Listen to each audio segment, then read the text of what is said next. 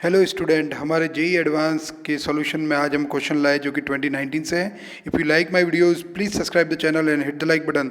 A current carrying wire heats a metal rod. The wire provides a constant power P to the rod. The metal rod is enclosed in an insulated container. It is observed that the temperature T of metal rod changes with time as temperature equal to T naught 1 plus beta time raised to 1 by 4, where beta is constant with appropriate dimension and T naught is a constant with dimension of temperature. The heat capacity of metal is.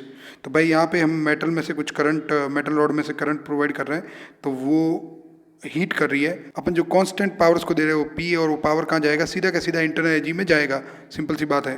तो यहाँ पे एक चीज़ बड़ी clear है कि अपन first law of thermodynamics देखें तो delta Q is equal to delta U plus delta W, और अगर डिफ्रेंशिएशन की फॉर्म में लगे टाइम के साथ लिखूँ तो मैं आ जाएगा D Q D T is equal to D U D T plus D W D T. अब सॉलिड है मेटल रॉड, तो वर्क डन यानी सॉलिड का वॉल्यूम एक्सपेंड तो होगा सॉलिड, क्योंकि टेम्परेचर उसका राइज करेगा, लेकिन उसको अपन नेगलेक्ट कर देते हैं क्योंकि सॉलिड ज़्यादा एक्सपेंड नहीं होते। तो डी डब्ल्यू डी टी तो हमारे पास यहाँ जीरो हो गया। अब डी यू डी टी की अपन को वैल्यू क्वेश्चन में दे रखी है कि अपन कितना पावर दे रहे हैं, पावर से उसकी इंटरनल एनर्जी चेंज हो रही है, तो जितना पावर दे रहे हैं उतनी इंटरनल एनर्जी चेंज हो रही है। तो डी यू डी टी की वैल्यू अपन को दे रखी है पी, तो P is equal to D Q D T. अब heat capacity S is equal to heat required per unit change in temperature।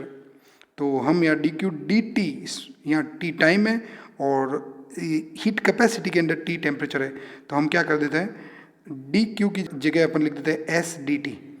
तो हमारे पास एक्सप्रेशन कुछ इस तरह से आ जाएगा।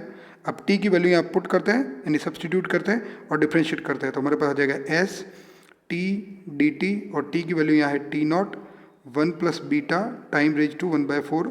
तो डिफ्रेंशिएशन हम चालू करते हैं, तो हमारे पास यहाँ पे आ जाएगा एस टी नॉट 1 का डिफ्रेंशिएशन 0, बीटा 1 बाय 4 आगे आ जाएगा, टी रेज टू -3 बाय 4 हो जाएगा। ये हमारे पास वैल्यू जो आई है वो पावर है। So power is equal to S T naught beta by 4 T raise to -3 by 4, जिसको डिनोमीटर में टी रेज टू 3 बाय 4 लिख सकते हैं। तो एस यानी हीट कैपेसिटी जिसका वैल्यू अपन को निकालना है वो हो जाएगा 4 P T raise to 3 by 4 upon T naught beta.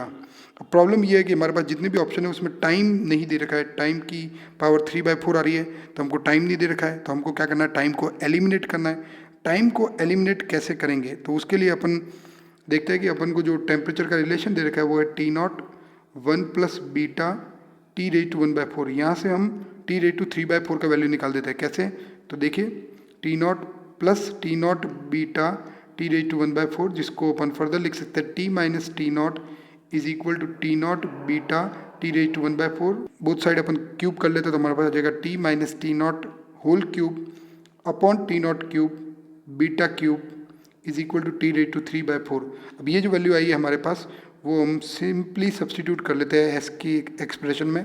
तो S equal to 4 P upon T naught beta, और टी रेज टू 3 बाय 4 का वैल्यू हो जाएगा T minus T naught whole cube upon T naught cube beta cube. तो हमारे पास आ जाएगा 4 P T minus T naught whole cube upon T naught raise to 4 beta raise to 4। तो ये हमारे पास आंसर आ जाएगा। देखते हैं ये कौन सा ऑप्शन है हमारे पास। तो आप देखिए ऑप्शन नंबर 1 यही है। Thank you.